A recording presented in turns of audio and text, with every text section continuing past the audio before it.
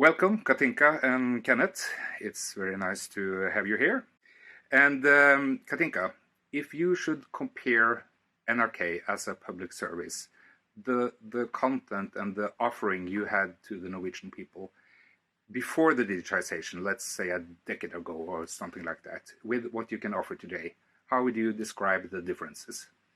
I think it is a possibility to be even more relevant for even more people. NRK has 13 channels, and we see in the listening now that in 2016 people listen to 1.6 channels, and today they listen to 3.7. So we see that they change channels more often and choose for the kind of either the mood or the part of the day, or we are going into now a period of where Christmas channels becomes very popular, and we can see that there's a difference in how people listen to radio, and the choice that fits me now and for the modus and the mood you're in is also happening to radio, not only to podcast, for example.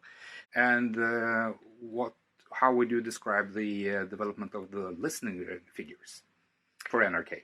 It's very much the same. There was spread a little bit more on different channels, and then we see as kind of like fun fun things that you for some reason young people like to listen to the jazz channel from Friday evening to Saturday morning. Okay. So we see that we can move the listeners between different channels. So it's very much the same there, but they use more channels than they used to in a way.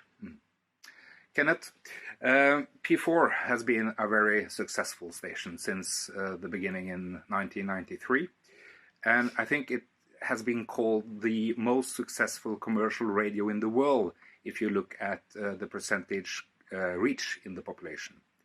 So can you explain why you chose to switch off FM and actually open up for more competition? Yeah, but there's several reasons. One of them, we were a country of 5 national radio stations. That was it. Mm. And as Cathinka says, we were trying to please everyone with one channel. And when the world around us was changing so fast to a very niche media market, that is, of course, the thing that bothered us the most, trying to figure out where would we be 5, 10, 15 years down the road. So I think that's the main reason for doing the digitalization in Norway, at least from a strategic point of view. That was giving the audience a much broader content offering than we were able to do on FM. Mm. And how would you say that the listening patterns have changed for the P4 groups? Say? Well, it's very much the same. We don't have 13 channels; we have 8. NRK is always beating us on that side from the start. So we have 8 stations, and on a group level, all of the Norwegian broadcasters, NRK Bauer and the P4 group, have about the same shares than as we had going into the from the old FM distribution world. And Kenneth, being a commercial broadcaster, let me also ask you how the digitization has affected the offering you have to the advertisers. Well, I think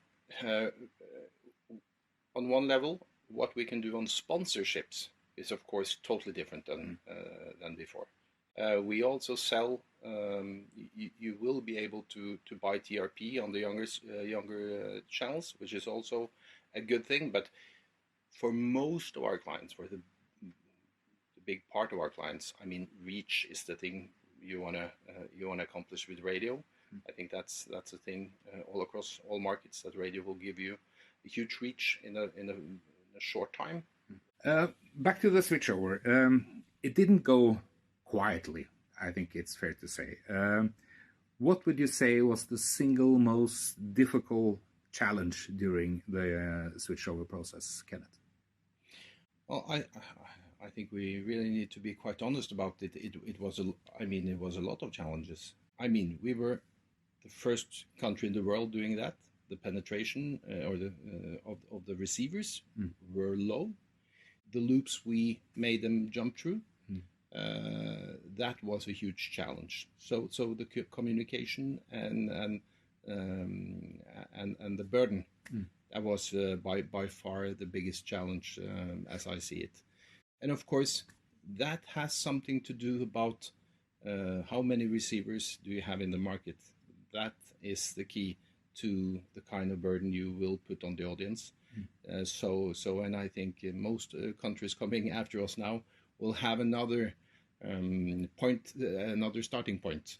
It's easier to say, look, they did it. It went very well.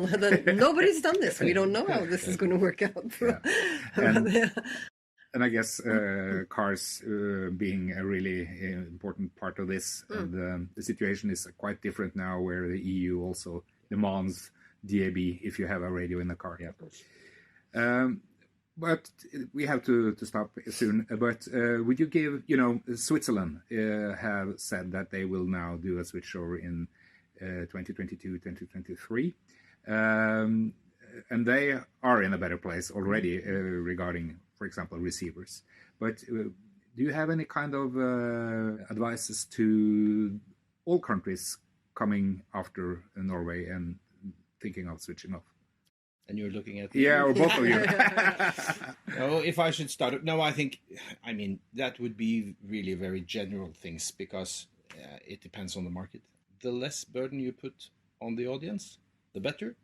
And I would say the more tangible your value proposition is, the better. I was actually going to say, use the word tangible myself, that they have to know why this is a good thing for them, and that's quite difficult when you're talking about switching devices in a way. But I think to try to find the key to that is important. Thank you, both of you. Very happy to have you here. Thank you. Thank you. Pleasure to be here.